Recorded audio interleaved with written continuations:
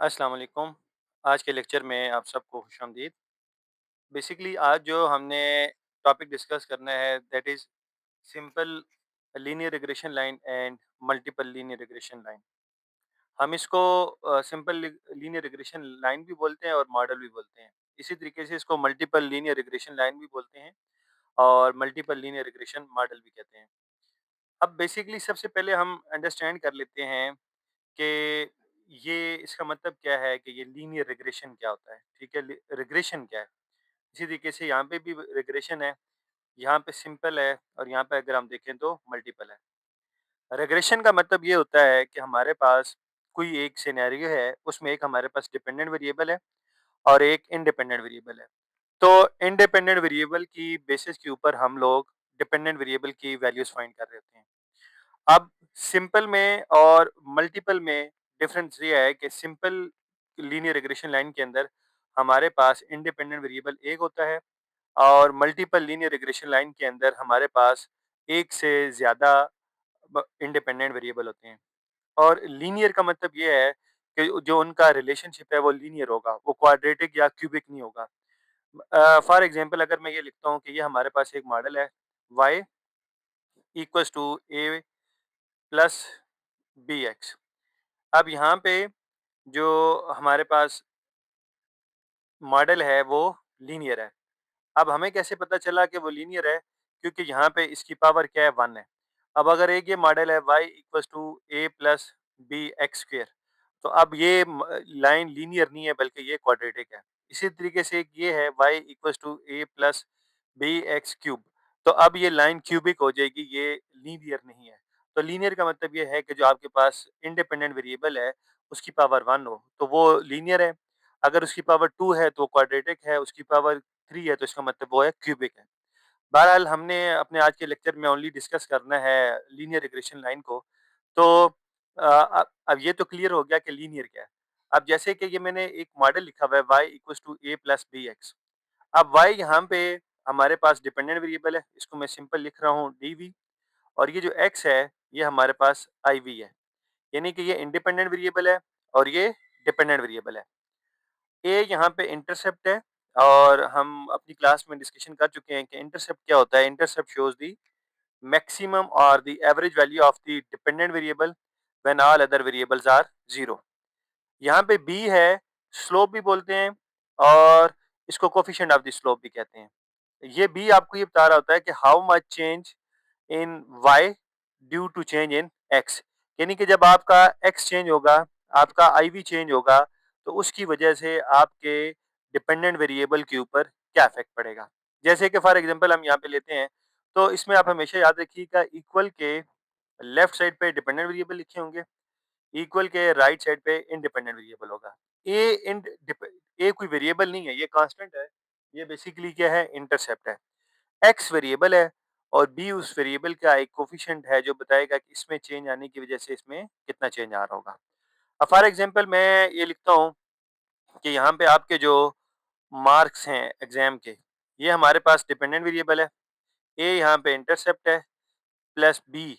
अब यहाँ एक्स एक वेरिएबल है तो मैं वेरिएबल ले रहा हूँ आपकी एफर्ट्स, ठीक है? कि आपकी एफर्ट्स की वजह से मार्क्स अफेक्ट होंगे। तो यहाँ पे जो एफर्ट्स है वो आपका इंडिपेंडेंट वेरिएबल है और मार्क्स जो हैं वो आपके डिपेंडेंट वेरिएबल हैं। बी यहाँ पे आपके पास कोफिशिएंट है कि अगर आप कितनी एफर्ट करेंगे तो उसकी वजह से आपके मार्क्स कितने परसेंट बढ़ जाएंगे, ठीक है? अब यहाँ पे पॉजिटिव साइन हमने बाय डिफॉल्ट खुद से डाला हुआ है। वो किस लिए? कि हमें पता है कि एफर्ट्स अगर बढ़ेंगी तो डेफिनेटली जो मार्क्स हैं वो बढ़ जाएंगे। अब यहाँ पे ये सिंपल लीनियर रिग्रेशन मॉडल है। सिंपल क्यों है? कि इसलिए कि इसमें एक आईवी हमने लिया है। अगर एक से ज़्यादा लेंगे तो वो हमारे पास मल्टीपल लीनियर रिग्रेशन मॉडल बन जाएगा। जैसे कि मैं यहाँ पे लिखता हूँ y equals to a plus B X plus C Y. अब अगर यहाँ पे आप देखें तो यहाँ पे हमारे पास दो इंडिपेंडेंट वेरिएबल हैं, एक x है और एक ये y है। अच्छा, y की बजाय इसको जरा हम z कर लेते हैं क्योंकि y इधर ऑलरेडी एक हमने नोटेशन यूज की हुई है। तो दो आई वी हैं, एक है हमारे पास x और दूसरा z और डिपेंडेंट वेरिएबल एक ही है। तो इसका मतलब ये है कि ये मल्टीपल लीनियर रिग्रेशन मॉडल है क्योंकि इसमें एक से ज्यादा इंडिपेंडेंट वेरिएबल आ गए हैं। तो आपके पास जब भी कोई मॉडल हो जिसमें एक से ज़्यादा इंडिपेंडेंट वेरिएबल आ जाएँ, तो वो मल्टीपल लीनियर रिग्रेशन मॉडल बन जाएगा। अगर एक ही इंडिपेंडेंट वेरिएबल है, तो वो सिंपल लीनियर रिग्रेशन लाइन या सिंपल लीनियर रिग्रेशन मॉडल होगा। अब इसकी एक और अगर हम एग्जांपल ले लेते हैं, जैसे कि हम बात करते हैं जीडीपी। जो हमारे कंट्री का जीडीपी है, वो डिपेंड कर रहा है फॉर एग्जांपल हमारे कंट्री की में इन्वेस्टमेंट कितनी हो रही है, एफडीआई, ठीक है? ये वेरिएबल है और ये इसका कोएफिशिएंट है। इसी तरीके से हम प्लस कहते हैं सी, आपके कंट्री में इन्फ्लेशन की वजह से जीडीपी के ऊपर क्या इफेक्ट पड़ रहा है। प्लस हम कहते हैं डी, ये सारे D, B, C and D ये सारे कोएफिशिएंट है इंडिपेंडेंट वेरिएबल्स के। इसी तरीके से हम कहते हैं कि इंटरेस्ट रेट की वजह से आपकी जीडीपी के ऊपर क्या इफेक्ट पड़ रहा है। तो ये मल्टीपल लीनियर रिग्रेशन मॉडल है। लीनियर कैसे कि इन सब की पावर क्या है, 1 है। और मल्टीपल कैसे, क्योंकि हमारे पास एक से ज़्यादा इंडिपेंडेंट वेरिएबल आ गए हैं, 1, 2 और 3। तो एक से ज़्यादा है तो इसका मतलब ये मल्टीपल लीनियर रिग्रेशन मॉडल है। और ये वाला सिंपल लीनियर रिग्रेशन मॉडल है। जैसे कि हम सिंपल बात करते हैं, quantity demand is equals to A minus B P, कि आपका डिमांड का डिसीजन सिर्फ़ और सिर्फ़ प्राइस के ऊपर डिपेंड कर रहा है। तो इसका मतलब ये है कि ये सिंपल लीनियर रिग्रेशन मॉडल है। सिंपल कैसे है? एक आईवी है। लीनियर कैसे है कि इसकी पावर क्या है? 1 है। तो ये हमारे पास सिंपल लीनियर रिग्रेशन मॉडल है और ये हमारे पास मल्टीपल लीनियर रिग्रेशन मॉडल है। तो ये तो डिस्कशन हो गई सिंपल लीनियर रिग्रेशन मॉडल की और मल्टीपल। तो बेसिकली हम प्रेडिक्शन के लिए, फोरकास्टिंग के लिए यूज़ करते हैं सिंपल लीनियर रिग्रेशन मॉडल को या मल्टीपल लीनियर रिग्रेशन मॉडल को। आज की बेसिस के ऊपर हम फ्यूचर के में फोरकास्टिंग करते हैं कि अगर फ्यूचर में ये 1 यूनिट इंक्रीज़ करता है, तो उसकी वजह से हमारे डिपेंडेंट वेरिएबल के ऊपर क्या इफ़ेक्ट पड़ेगा। अब जब हम इसका एनालिसिस करते हैं और हमने जब इसकी कैलकुलेशन करनी होती है, तो उसके लिए हमने ए और बी की वैल्यू फाइंड करनी होती है, ठीक है? तो अभी मैं उसका फ़ॉर्मूला लिखता हूँ, तो फिर हम उसकी कैलकुलेशन भी करेंगे और एक एग्ज़ाम्पल लेके कि हम कैसे ए और बी की वैल्यू फाइंड करते हैं, ठीक है? जैसे कि अभी मैंने आपको बताया था कि जो रिग्रेशन लाइन है वो क्या है, y equals to a plus B X. अब हमने सिंपल क्या करना है, a और b की वैल्यू फाइंड करनी है। तो a की वैल्यू हम कैसे फाइंड करेंगे, a is equals to y bar minus B X बार।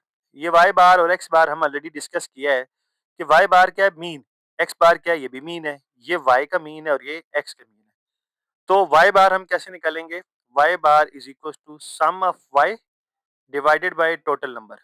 इसी तरीके से जब हम लोगों ने एक्स बार फाइंड करना है तो हम एक्स बार कैसे फाइंड करेंगे, X bar is equal to sum of X divided by N.